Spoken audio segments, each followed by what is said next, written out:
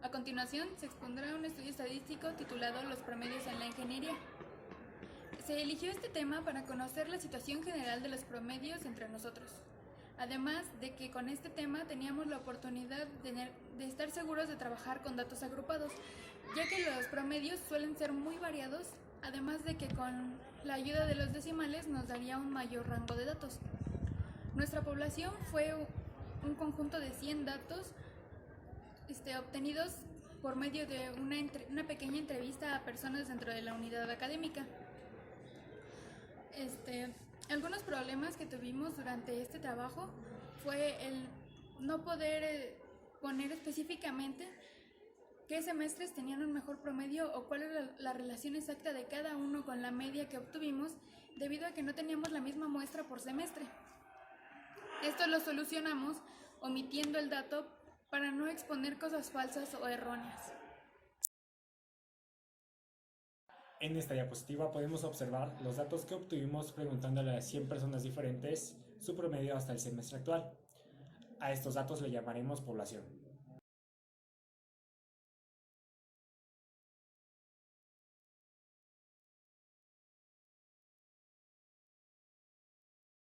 En esta diapositiva, primeramente tuvimos que realizar los 3 cálculos que se encuentran arriba de mí, en donde K significa el número de intervalos necesarios, R el rango y AC significa la anchura de cada intervalo.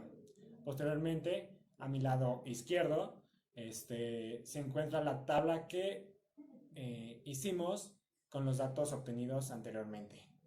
Bueno, ahora les voy a explicar un poco la tabla. En la primera columna tenemos las X, que son los intervalos que ya habíamos sacado anteriormente. En la siguiente columna tenemos la frecuencia absoluta, que es el número de datos que tiene cada intervalo de los que ya habíamos sacado de las personas encuestadas. Y posteriormente tenemos la columna de las frecuencias acumuladas, la cual es la suma de la frecuencia anterior más la frecuencia actual y así posteriormente entre cada intervalo. La siguiente columna es la de la frecuencia relativa, la cual es la frecuencia entre el número de datos totales que tenemos. Por penúltima columna tenemos la frecuencia relativa acumulada, que es la frecuencia acumulada sobre el número total de datos. Y hasta el último tenemos la marca de clase.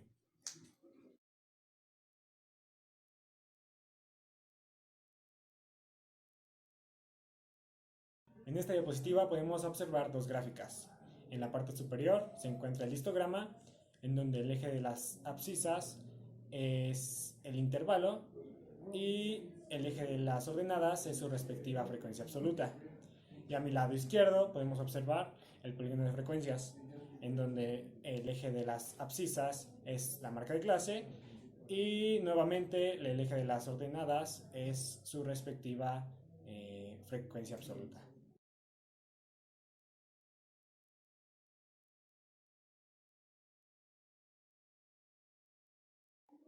Y ahora yo les voy a hablar sobre las medidas de tendencia central, las cuales reciben este nombre debido a que los datos principalmente suelen agruparse al centro. Las que utilizamos para este estudio fueron la media aritmética, la moda y la mediana. La media nos entrega un promedio general de todos los datos que obtuvimos en el estudio.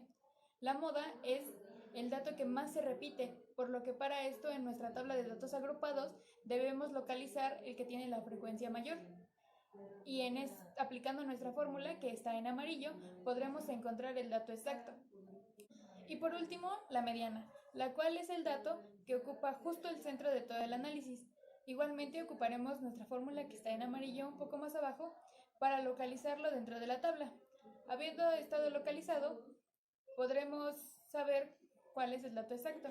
Esta mediana coincide con los percentiles y los deciles y cuartiles respectivos a esta localización.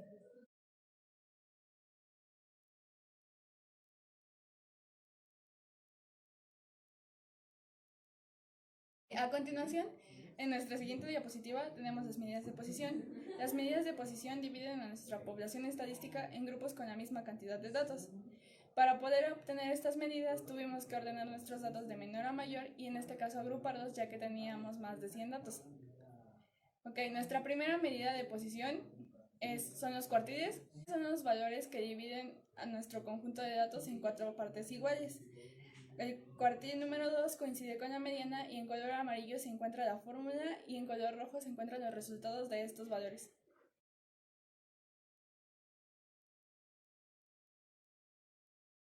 Nuestra segunda medida de posición son los deciles, que dividen nuestro conjunto de datos en 10 partes iguales.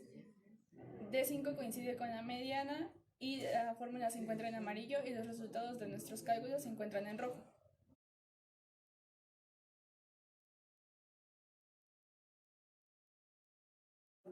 Por último tenemos los percentiles o centiles, que son los que dividen nuestro conjunto de datos en 100 partes iguales. El centil 50 coincide con la mediana, tenemos la fórmula en color amarillo y en las siguientes 5 diapositivas tenemos todos los cálculos realizados para obtener estos 100 valores.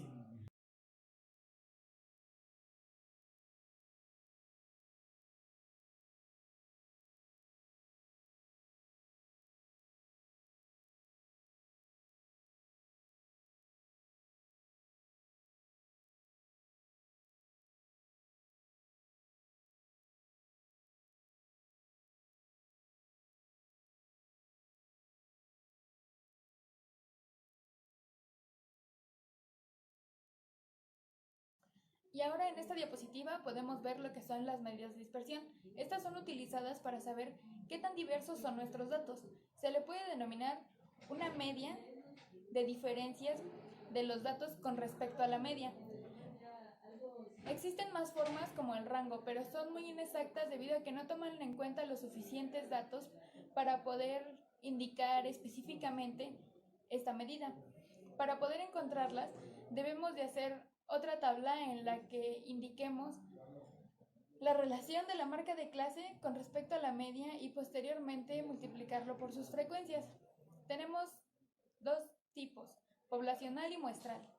El poblacional se refiere a todo el análisis, por lo que utilizaría el valor de todos los datos. Y el muestral es cuando únicamente se utiliza una pequeña sección de toda la población que sea significativa y contenga la información necesaria. De estas medidas tenemos la varianza y la desviación estándar, que indican el mismo tipo de valor, pero en cantidades diferentes. Y la desviación estándar es un poco más fácil de manejar debido a que sus números son más pequeños al ser una raíz cuadrada.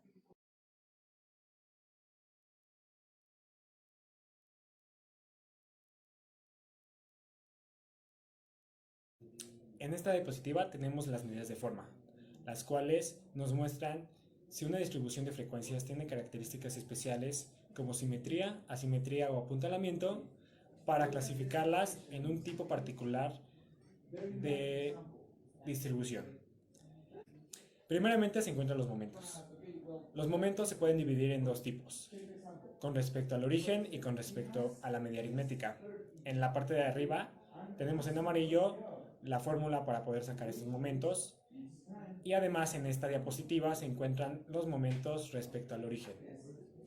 Ok, como podemos ver, el momento 0 es igual a 1, ya que al elevar la marca de clase a la 0 potencia da como resultado solo f, y la sumatoria de f es n, y n entre n da como resultado 1. El momento 1, como se puede observar, es igual a la media aritmética.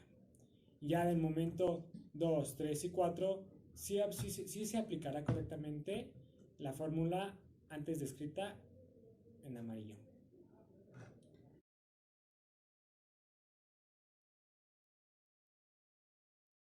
Ahora en esta diapositiva tenemos los momentos que son con respecto a la media aritmética.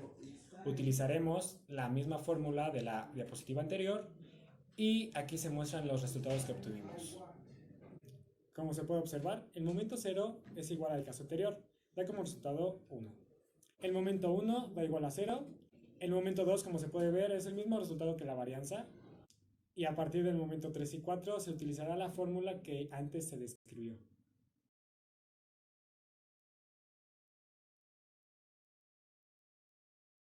En esta diapositiva se encuentra el sesgo o la simetría. Hay dos diferentes tipos para obtenerla, mediante el método de Pearson o mediante el método de Fisher. Observando los resultados podemos verificar si tiene asimetría o simetría dependiendo de la diferencia que haya entre cada uno.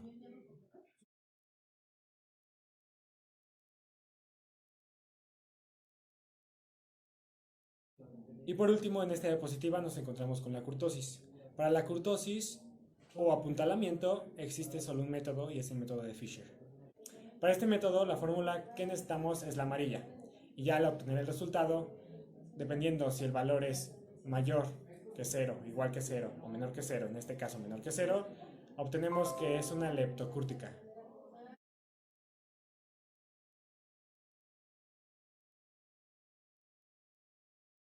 Gracias a los datos obtenidos en la encuesta y en los resultados que obtuvimos de las operaciones realizadas, pudimos observar que el coeficiente de asimetría de Pearson era asimétrico a la derecha, lo que quiere decir que los promedios más altos se encontraron con mayor frecuencia.